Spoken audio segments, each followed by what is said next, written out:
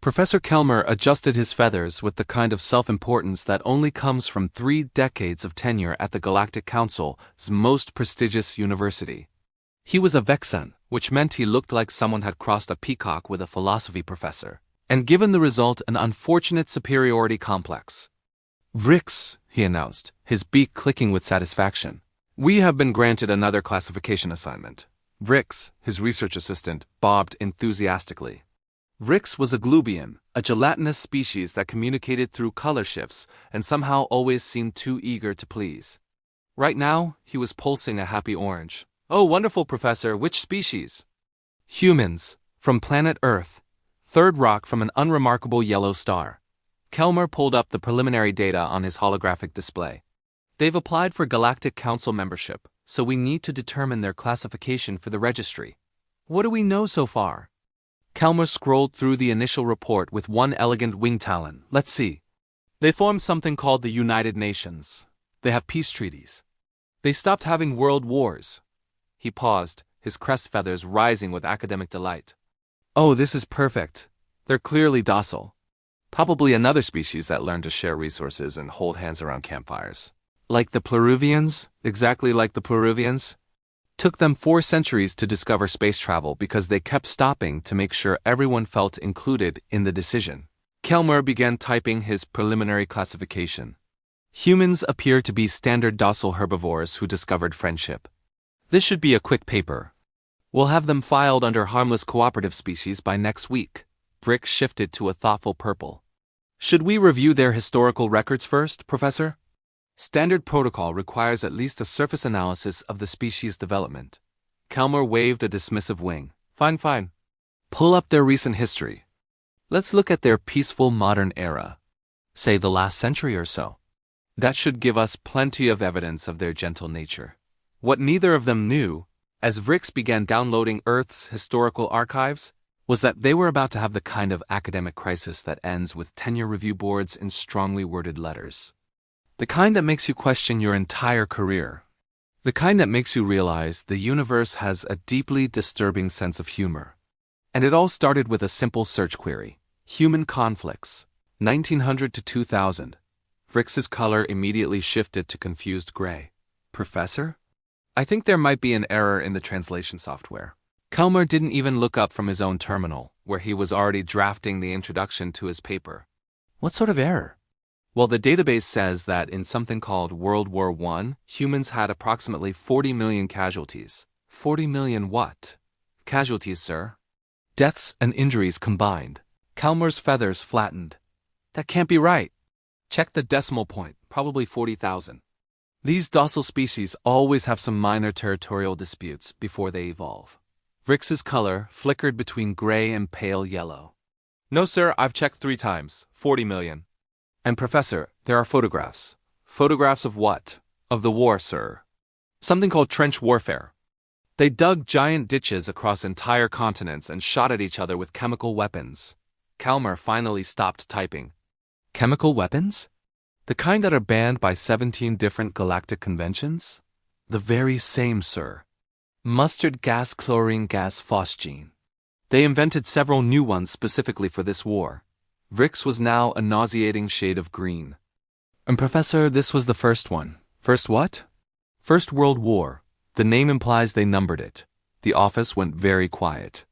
In the background, the university's climate system hummed peacefully. Somewhere down the hall, another professor was giving a lecture on primitive agricultural techniques. Everything was normal and academic and safe.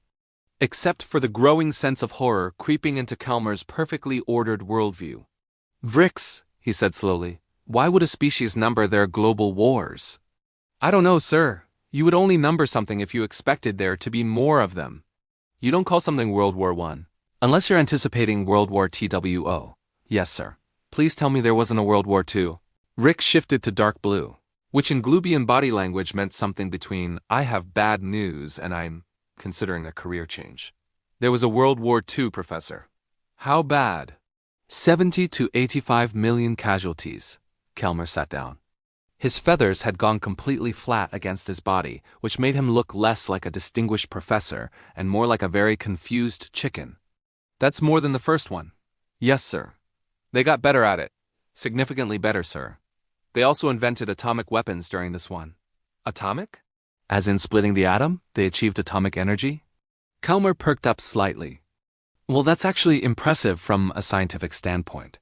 Clean energy, sophisticated physics, shows real intellectual development. They didn't use it for energy first, sir. What did they use it for? Bombs, sir. Very large bombs. They dropped 2 of them on cities. Kelmer stared at his assistant. They split the atom, one of the fundamental building blocks of the universe, and their first thought was to make it explode? Their second thought, actually. Their first thought was conventional explosives. They'd already gotten quite good at those. How good? Vrix pulled up an image of a bombing raid. This is what they called carpet bombing. They'd send hundreds of aircraft to drop incendiary devices on urban centers, while people were in them. That was rather the point, sir. Kelmer looked at the preliminary classification he'd been typing. Harmless cooperative species. He deleted it. His wing talon hovered over the keyboard. Vrix, how long ago did World War II end? 1945, sir. By their calendar, about 80 years ago. And they stopped having world wars after that? Yes, sir. So they did learn peace eventually. That's something. Kelmer started to relax slightly. See? They had a rough adolescence as a species, but they grew out of it. Many species have violent phases before achieving enlightenment. About that, sir. Oh, no. What now? I should probably tell you about the Cold War. The Cold War, as Vrix explained with increasingly panicked color shifts, was what happened when humans decided that actually fighting World War III might be inconvenient.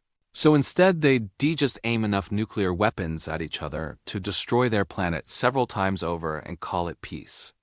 Let me make sure I understand this, Kelmer said, his voice taking on the careful tone of someone trying very hard not to have a breakdown in front of their assistant.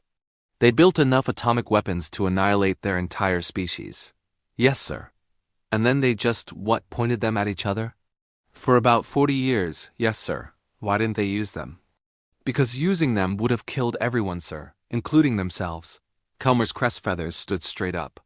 They didn't choose peace because they'd evolved beyond violence. They chose peace because they'd become too good at violence. It appears so, sir. What happened to all those weapons? They still have them, sir. Fewer than before, but still thousands. Something about maintaining deterrence. Deterrence against what? They're the only sentient species on their planet. Against each other, sir. Apparently, humans have this saying, trust but verify. Kelmer put his head in his wings. What else? Please tell me that's the worst of it. Vrix shifted to apologetic pink. There were also several smaller wars during this period. Korea, Vietnam, Afghanistan, multiple times actually. Various conflicts in the Middle East, Africa, South America. How many is several? I've counted approximately 47 significant armed conflicts between 1945 and 2000, sir. That's not including civil wars, coups, or what they call police actions. War, but they don't call it war for political reasons. Of course they don't. Kelmer started pacing. Okay. So humans are more violent than we initially assessed. That's fine. Many predator species go through aggressive phases. The important thing is they're past it now. They're applying for council membership, which means they've achieved a peaceful civilization. Right? Sir, there's something else you should see. I'm not sure I want to. It's about their recreational activities. Their what? Vrix pulled up a new file. They have something called contact sports. Football, rugby, hockey, mixed martial arts. They physically collide with each other for entertainment. That's not too unusual. The Cravians have ceremonial wrestling. The Cravians wrestle once a year for ritual purposes, sir. Humans have professional leagues. They pay people to do this. Millions of humans watch it for fun. Vrix was now strobing between multiple colors of distress. And then there are their simulation games. Simulation games? They create virtual reality scenarios where they practice warfare, for recreation. Children play them. Surely not realistic warfare simulations. Extremely realistic, sir. They model ballistics, tactical strategy, squad-based combat. Some of them are so accurate that their militaries use them for actual training. They still have militaries? Oh yes, sir. Very large ones. That's another thing. Kelmer sat down again, then stood up, then sat down again. His feathers were doing things that feathers probably shouldn't do. They have militaries in their peaceful space age? Every major nation-state has one, sir. The largest one has over 1 million active personnel and a budget of over 700 billion in their currency units per year. For what purpose? Peace, apparently, sir. Peace? They have this other saying. Peace through superior firepower. Kalmar stared at his assistant for a long moment. Vrix, I need you to do something for me. Yes, sir? I need you to find out when humans are planning to join the Galactic Council. I can check, sir. Vrix pulsed with data queries. It says here their application is in final review. They could be approved within the next standard cycle. Great, wonderful, fantastic. Kalmar's voice had gone very flat. These territorial apex predators who number their global wars and split atoms for fun are about to become our neighbors. To be fair, sir, they did stop having world wars. Yes, because they invented weapons that would kill everyone. That's not evolution, Vrix. That's mutually assured destruction. Actually, sir, that's what they call it. MAD. They have an acronym for it? They have acronyms for many things, sir. They're very organized about their violence. Kalmar walked to his office window and looked out at the peaceful university campus. Students from a dozen species wandered between buildings. No one was fighting. No one was preparing for war. No one had numbered their conflicts or invented new ways to efficiently harm each other. And somewhere out there, orbiting an unremarkable yellow star, was a species that had done all of those things and called it progress. Vrix, he said quietly, I think we need to call an emergency session. But before they could contact the university board, Kalmar made a mistake. He decided to dig deeper. He decided he needed to understand WHUN stopped fighting world wars. Surely there was some logical explanation. Some turning point where they'd achieved enlightenment. What he found was so much worse. They didn't stop because they evolved, he muttered, scrolling through document after document. They stopped because they scared themselves. The concept of mutually assured destruction wasn't just a deterrent, it was a philosophy. Humans had looked at their capacity for violence, done the math, and realized that their next global war would be their last. Not because they'd achieve peace, but because there wouldn't be anyone left to fight it. This is insane, Kalmar said. Every peace treaty, every diplomatic agreement, every international organization, it's all backed by the implicit threat of overwhelming violence. Yes, sir. Vrix had settled into a resigned gray color. I found some of their sayings about peace. Would you like to hear them? I don't think I do, but tell me anyway. If you want peace, prepare for war. Walk softly and carry a big stick. Peace is not the absence of conflict, but the presence of justice backed by force. Vrix paused. They have a lot of these, sir. Kalmar pulled up more data. Military spending. Defense budgets. Arms manufacturers. Even in their supposedly peaceful era, humans maintained massive military infrastructures. Not for conquest, they claimed, but for deterrence. For peacekeeping. For protecting their interests. They're not peaceful, Kalmar said slowly. They're just very, very good at controlled aggression. Then he made his second mistake. He looked into human biology. Oh no, sir. Vrix, what type of predator are humans classified as? Let me check. Vrix pulsed with inquiry. It says here they're persistence hunters, sir. Explain. They're not the fastest or strongest predators. But they can run longer than almost anything else on their planet. They would chase prey until it collapsed from exhaustion. That's horrifying. There's more, sir. They're also pack hunters with advanced strategic thinking. They can cooperate in large groups, communicate complex tactics, and adapt their strategies in real time. Kalmar felt something cold settle in his digestive system. So they're not just violent. They're patient, cooperative, strategic apex predators who learn to work together.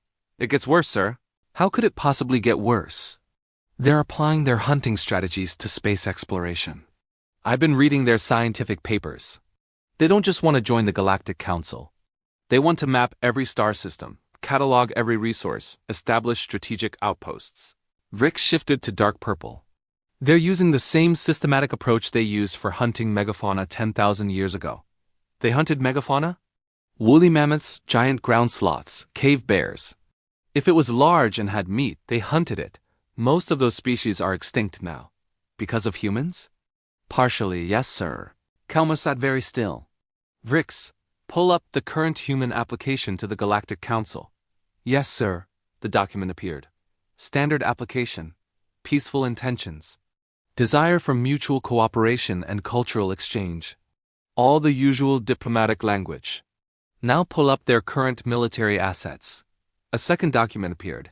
Aircraft carriers, nuclear submarines, orbital satellites, missile defense systems, standing armies, special forces, cyber warfare divisions. They're applying for membership with one hand and keeping a weapon in the other. Technically dozens of weapons. Sir, this is a disaster, Vrix. The Council thinks they're admitting a peaceful species. They have no idea what humans are actually capable of. Should we warn them, sir? Kelmer thought about it, about his paper, about his reputation, about the fact that he'd almost classified humans as harmless and docile. We're calling an emergency session, right now. Get me every member of the university board. All of them, sir? Every single one. If I am going to destroy my academic credibility by claiming that the cute, peaceful humans are actually dormant apex predators, I want witnesses. The university board met in the Grand Hall, a circular chamber designed to accommodate the various body types of the Council's member species. Chancellor Tormak, a massive crystalline being who communicated through light refraction, pulsed with irritation. Professor Kelmer, this better be important. I was in the middle of reviewing grant proposals. It is, Chancellor. I need to present emergency findings on the human classification. The humans? The peaceful ones applying for council membership? Board member Nexel, a floating jellyfish-like creature, bobbed skeptically. What's the emergency? They're clearly docile. That's what I thought. Kelmer activated his presentation. Then I reviewed their history. The first slide showed World War I casualty figures. The room went quiet. This must be an error, Nexel said weakly. I wish it was. Kelmer advanced to World War II. Then the atomic bombings. Then the Cold War nuclear arsenals. Chancellor Tormak's crystalline structure stopped pulsing entirely. They aimed these at themselves? For 40 years, Chancellor. And these aren't historical artifacts. They still maintain nuclear arsenals. Thousands of weapons ready to launch. But they stopped using them, another board member pointed out. Doesn't that show restraint? Evolution? They stopped using them because using them would kill everyone. Kelmer pulled up the Meiji Doctrine. They didn't achieve peace through enlightenment. They achieved it through mutual terror. The board members exchanged glances, or the equivalent for their various species. Surely that's in the past, Chancellor Tormak said. They're applying to join the council. They've moved beyond such things. Have they? Kelmer showed current military spending. Defense budgets, active personnel. They maintain massive military forces during their peaceful era. Every major peace treaty is backed by the implicit threat of force.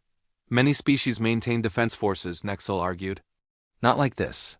Kelmer showed comparative data. Humans spend more on military research than most council species spend on their entire governments. And Chancellor, there's something else. What? They're persistence hunters. Pack predators with strategic thinking and long-term planning capabilities. They don't just react to threats. They anticipate them, prepare for them. They've been studying OUR transmissions for decades. They've got their attention. What do you mean?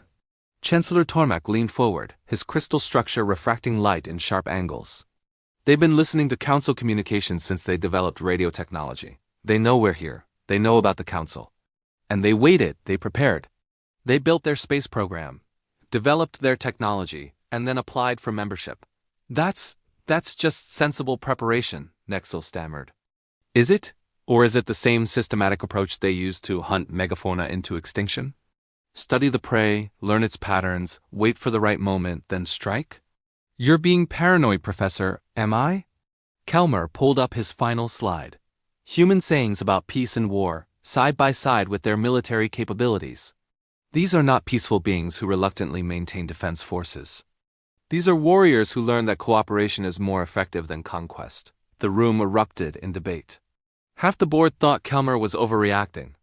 The other half was having existential crises. Finally, Chancellor Tormak called for order. Professor Kelmer, what exactly are you proposing? Reclassification. Humans cannot be listed as docile or harmless. At minimum, they should be classified as potentially dangerous.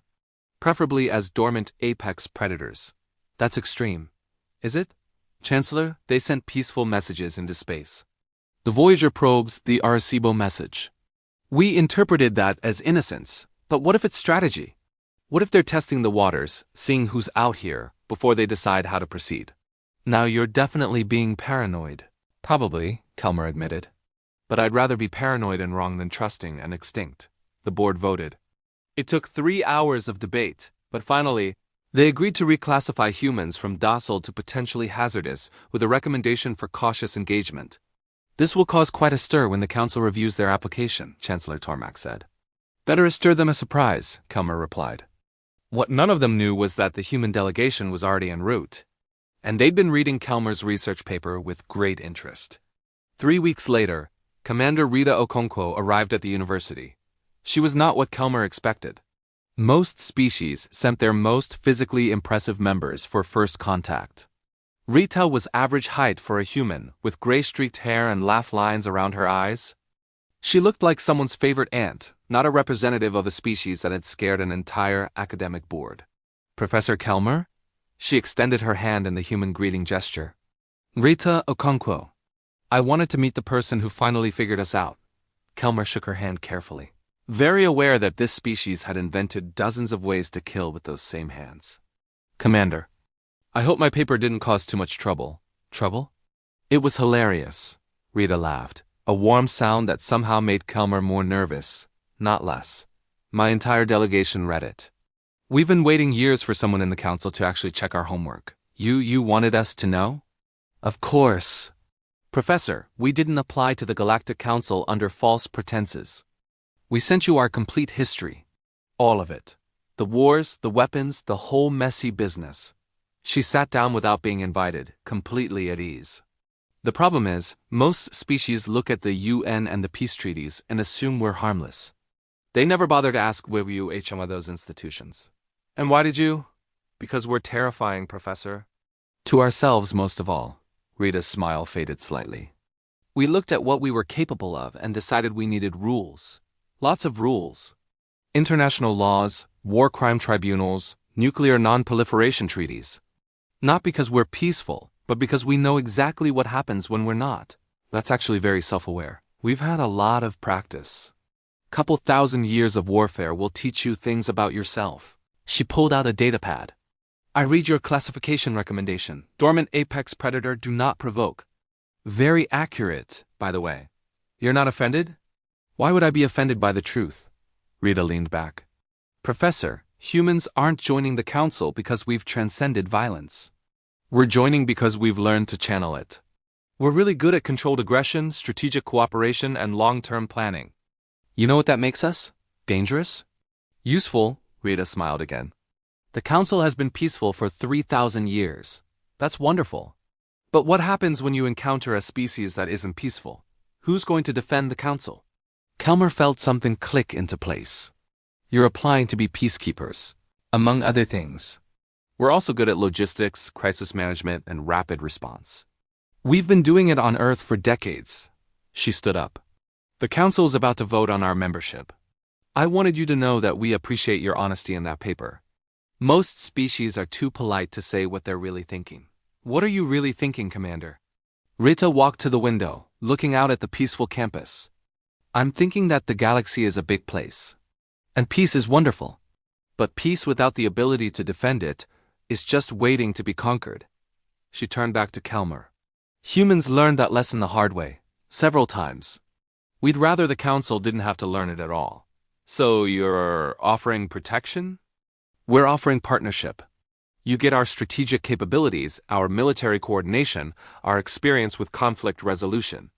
We get a place in the galactic community and access to your technology. She headed for the door. Fair trade, I think. Commander, one more question? Yes? Are humans really as dangerous as my research suggests? Rita paused in the doorway. Professor, we're the species that looked at the fundamental forces of the universe and weaponized them. We're the species that went to war so many times we had to number the global ones. We're the species that built enough weapons to destroy our own planet and called it deterrence. She smiled, and for just a moment, Kelmer saw the apex predator behind the diplomatic facade. But we're also the species that decided all of that was less important than survival. We chose cooperation over extinction. Peace over pride.